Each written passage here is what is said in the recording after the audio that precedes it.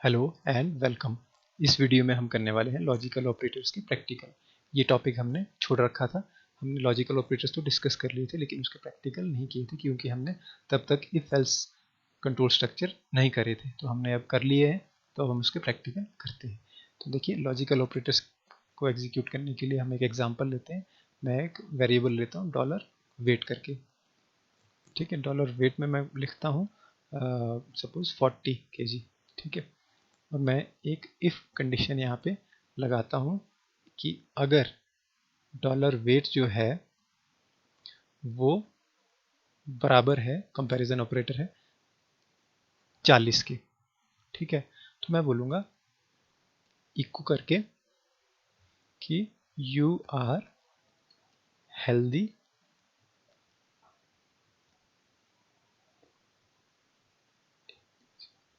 You are healthy. ठीक है, तो अगर ये कंडीशन सेटिस्फाई होती है तो हमें ये मैसेज मिलेगा। अगर वेट, देखिए ये नहीं है कंडीशन ट्रू, तो हम बोलेंगे यू आर नॉट हेल्दी। ठीक है, तो सेव करते हैं, देखते हैं। अभी 40 है तो यू आर हेल्दी। ठीक है, अगर मैं इसको 50 करता हूँ तो यू आर नॉट हेल्दी। तो ये तो हुआ नॉर्मल इफ एल्स। ठीक है, लेकिन अब मैं अगर क्या करता हूँ, मुझे अगर एंड ऑपरेटर यूज करना है और मुझे तो मुझे क्या करना पड़ेगा, यहाँ पे एक और कंडीशन अप्लाई करनी पड़ेगी। एंड ऑपरेटर का सिंबल होता है, हम डबल एम्परसेट लिखते हैं। ठीक है, तो उसके लिए मैं क्या करता हूँ, मैं एक और वेरिएबल ले लेता हूँ एज, डॉलर एज, और मैं उसमें कर देता हूँ 14 साल। अब मैं बोलूँगा कि अगर डॉलर एज जो है वो बराबर है, कंपैरिजन हो रहा है 14 के। देखिए, ये मैंने आपको, अगर आपको ये समझ नहीं आ रहा है तो आप हमारे कंपैरिजन ऑपरेटर वाला वीडियो को चेक करें। ये जो डबल इक्वल टू को साइन आता है, ये लेफ्ट हैंड साइड और राइट हैंड साइड की वैल्यू को कंपेयर करता है, वहाँ डिटेल में मैंने आपको बताया। तो यहाँ ये कंपेयर कर रहा है कि एज 14 के बराबर है, यहाँ कंपेयर कर रहा है वेट 40 के बराबर है। अब एंड ऑपरेटर का काम क्या होता है कि ये कंडीशन भी अगर ट्रू होती है और ये कंडीशन भी ट्रू होती है तो ही ये वन रिजल्ट हमें देता है, जैसे कि हमने लॉजिकल ऑपरेटर में पढ़ रखा था। अगर मैं आपको उसका ट्रूथ टेबल दिखाऊं तो ये देखिए, एंड ऑपरेटर का ट्रूथ टेबल देखिए, वन और वन जब दोनों ट्रू है तभी ट्रू है। अगर एक भी फॉल्स हो रहा है, देखिए यहाँ भी फॉल्स हो रहा है, यहाँ भी, दोनों जगह फॉल्स है। अगर तो दोनों फॉल्स है तो फॉल्स ही है। ठीक है, तो इसी बेस पे अगर ये दोनों कंडीशन हमारी ट्रू होती है तब ये पूरी कंडीशन हमारी इफ की जो कंडीशन है तब ये ट्रू मानी जाएगी। ठीक है, जैसे इस केस में ट्रू है, वेट जो है 40 है, 40 के बराबर है, एज जो है 14 है, 14 है, दोनों बराबर है, दोनों कंडीशन ट्रू हुई। अब हमारा ये यू आर हेल्दी एग्जीक्यूट होगा। मैं इसको सेव करता हूँ और आउटपुट दिखाता हूँ आपको। ये देखिए, यू आर हेल्दी। अब देखिए, अगर मैं एक भी आउटपुट को एक भी कंडीशन को फॉल्स करवा देता हूँ, जैसे मैं सपोज मैं बोलता हूँ कि बच्चे की एज है, सपोज मैं बोलता हूँ कि बच्चे की एज है 24। ठीक है, तो अब क्या हुआ, एज में यहाँ आ गया 24। क्या 24 14 के बराबर है? नहीं है। ठीक है, नहीं है तो ये कंडीशन फॉल्स होगी। तो वेट 40 के बराबर है, जी हाँ, वेट में तो अभी भी 40 है, तो ये कंडीशन ट्रू होगी। यानी कि 1 0 1 0, जब भी एक इनपुट 0 होती है तो दूसरी मैटर नहीं करती है, तो हमारी आउटपुट फॉल्स ही आती है। तो हमारा ये ब्लॉक एग्जीक्यूट नहीं होगा, क्योंकि दोनों कंडीशन ट्रू होगी तभी ये वाला ब्लॉक एग्जीक्यूट होगा। अगर एक भी फॉल्स होगी, जैसे इस केस में हमारी अभी फॉल्स हो रही है, एज वाली कंडीशन फॉल्स हो रही है, तो हम देखेंगे कि हमको मैसेज मिलना चाहिए यू आर नॉट हेल्दी, मिल गया। ठीक है, अब मैं क्या करता हूँ, अब मैं इसको 14 कर देता हूँ वापस, और मैं अब देखता हूँ वेट को मैं बढ़ा देता हूँ। ठीक है, मैं वेट को कर देता हूँ 70। ठीक है, अब भी हमारा वही है, पहले हमारी सेकंड कंडीशन फॉल्स थी, अभी हमारी फर्स्ट कंडीशन फॉल्स है। तो देखिए, अभी भी हमें यू आर नॉट हेल्दी मिलेगा। ठीक, तो ये ट्रू कब होगी, जब हमारी दोनों जगह पे जैसे ये कंडीशन। अब देखिए 40 वेट 40 हो गया, एज 14 होगी दोनों जगह।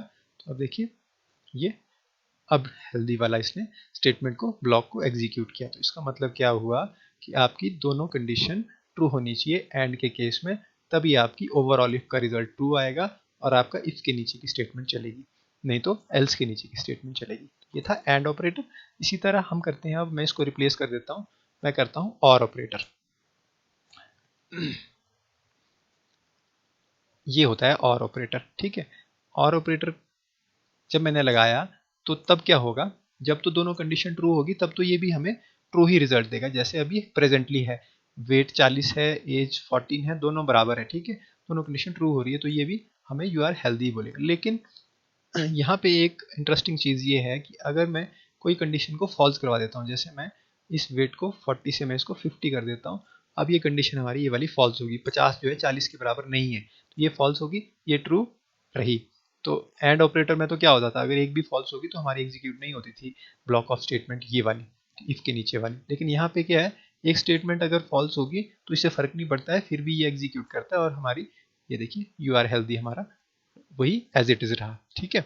अब मैं क्या करता हूँ, वेट को वापस 40 कर देता हूँ और अब मैं दूसरी कंडीशन को फॉल्स करके देखता हूँ, मैं इस एज को 24 कर देता हूँ। अब देखिए अब हमारी ये वाली कंडीशन फॉल्स होगी और ये वाली ट्रू हो गई, तो अभी भी इसको कोई फर्क नहीं पड़ेगा, ये इसको भी एग्जीक्यूट करेगा, क्योंकि वहाँ पे और ऑपरेटर में क्या होता था, यहाँ देखिए और ऑपरेटर में अगर 1 0 है तो भी 1 आएगा, 0 1 है तो भी 1 आएगा, 1 1 है तो भी 1 आएगा। लेकिन अगर दोनों ही कंडीशन फॉल्स हो जाती है, जैसे कि पहला केस है, अगर मैं एज 24 है, अगर मैं वेट को भी मैं 50 कर देता हूँ, तो देखिए अब दोनों कंडीशन हमारी फॉल्स होगी, ना वेट 40 के बराबर रहा ना एज 14 के बराबर रही, तो ये कंडीशन हमारी ओवरऑल इफ हमारी फॉल्स होगी। अब हमारी एल्स पार्ट में एग्जीक्यूशन होगी। मैं इसको रिफ्रेश करता हूँ तो ये देखिए हमें मैसेज मिल गया, यू आर नॉट हेल्दी। तो ये हमारा दो ऑपरेटर थे, एंड और लॉजिकल ऑपरेटर। अब हम एक तीसरा ऑपरेटर जो हमारा था नॉट ऑपरेटर, उसके लिए मैं एक और आपको सिंपल सा एग्जांपल क्रिएट करता हूँ। मैं लेता हूँ $a बराबर है, मैं इसको करता हूँ 5 और मैं यहाँ पे इफ कंडीशन लगाता हूँ और यहाँ पे मैं क्या करता हूँ, if $a is equal to 5, ठीक है, तो मैं प्रिंट करवा दूंगा सिंपली दिस इज ट्रू, ठीक है। अगर ये एल्स पार्ट में कर देता हूँ, अगर ये नहीं ट्रू होता है तो मैं बोलूँगा इको दिस इज फॉल्स, ठीक है। तो अभी सिंपल केस है, जब ए में 5 है और ए ये जो कंडीशन है हमारी ट्रू हो रही है, दोनों बराबर है, ये कंपैरिजन हो रहा है, तो हमें आउटपुट क्या मिलेगी, दिस इज ट्रू, ठीक है। लेकिन अब मैं क्या करता हूँ, अब मैं नॉट ऑपरेटर का यूज करता हूँ, नॉट इक्वल टू का यहाँ पे साइन लगाता हूँ। नॉट का होता है ये सिंबल इक्वल टू, ये क्या कर देता है, उल्टा कर देता है। हम इक्वल टू के लिए चेक कर रहे हैं, लेकिन अब ये क्या कर देगा, नॉट इक्वल टू के लिए चेक कर देगा। जैसे यहाँ पे होता था, या मैं आपको दिखाता हूँ, अगर जीरो होता था 1 कर देता था, 1 होता था तो 0 कर देता था, यानी कि अपोजिट कर देता है, जो है उसको उल्टा कर देगा। जैसे यहाँ पे इक्वल टू के लिए चेक कर रहे हैं, अब ये इसको नॉट इक्वल टू के लिए चेक करेगा, यानी कि अगर a 5 के बराबर नहीं है तो आएगा दिस इज ट्रू, अगर बराबर है तो आएगा दिस इज फॉल्स, है ना, जो कि पिछले केस से अपोजिट है ना। अभी देखिए अभी बराबर है तो हमें आउटपुट मिलनी चाहिए दिस इज फॉल्स, ये देखिए दिस इज फॉल्स। लेकिन अगर मैं इसको कर देता हूँ, बढ़ा देता हूँ या घटा देता हूँ, जो भी करता हूँ, मतलब मुझे क्या करना है, इसको बराबर नहीं करना है ना, क्योंकि ये चेक की किसके लिए कर रहा है, नॉट इक्वल टू के लिए, इक्वल टू के लिए नहीं कर रहा है। तो 6 5 के बराबर नहीं है, नहीं है, तो तभी ये कंडीशन ट्रू होगी इफ वाली, जब नहीं है, और इसके नीचे की स्टेटमेंट तभी एग्जीक्यूट होगी ये वाली। तो अब मैं इसको सेव करता हूँ और इसके आउटपुट चेक करते हैं, ये देखिए दिस इज ट्रू, तो इसने उल्टा कर दिया जो इसका काम था। तो आई होप आपको ये लॉजिकल ऑपरेटर्स के प्रैक्टिकल समझ आए होंगे, तो आपका ये एक कॉन्सेप्ट क्लियर हुआ होगा। Thank you very much.